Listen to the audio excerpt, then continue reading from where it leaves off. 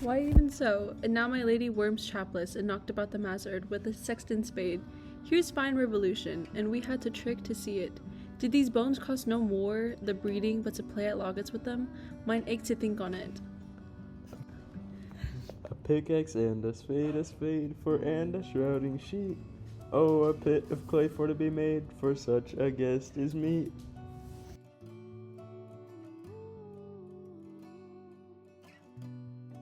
There another. Why may not that be the skull of a lawyer? Where be his quiddities now? His quilities, his cases, his tenders, and his tricks?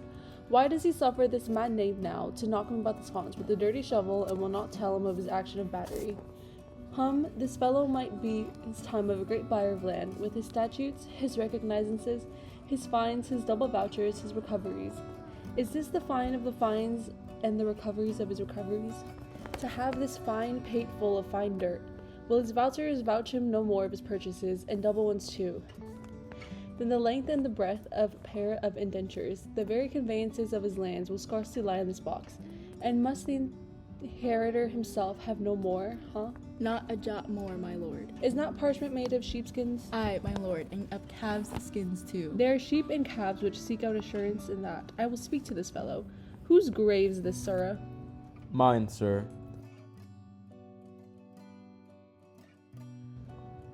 Oh, a pit of clay for to be made, for such a guest is meet.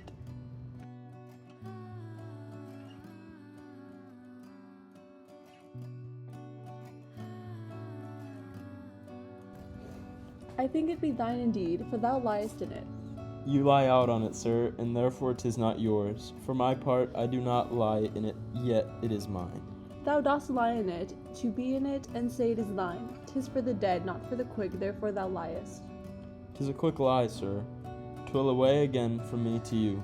What man dost thou dig it for? For no man, sir. What women then? For none, neither. Who is to be buried in it? One that was a woman, sir, but rest her soul, she's dead. How absolute the knave is. We must speak by the card, or equivocation will undo us. By the Lord Horatio, this 3 years I have took note of it. The age is grown so picked that the toe of the peasant comes so near the heel of a courtier, he galls his kive. How long hast thou been gravemaker? Of all the days in the year, I came to it that day that our last King Hamlet overcame Fortinbras. How long is that since? Cannot you tell that? Every fool can tell that. It was that very day that young Hamlet was born, he that is mad and sent into England. Ay, Mary, why was he sent into England? Why, because he was mad. He shall recover his wits there, or if he do not, 'tis no great matter there. Why? 'Twill not be seen in him there. There the men are as mad as he. How came he mad? Very strangely, they say. How strangely? Faith, even with losing his wits. Upon what ground? Why, here in Denmark, I have been sexton here, man and boy, 30 years. How long will a man lie in the earth here to rot?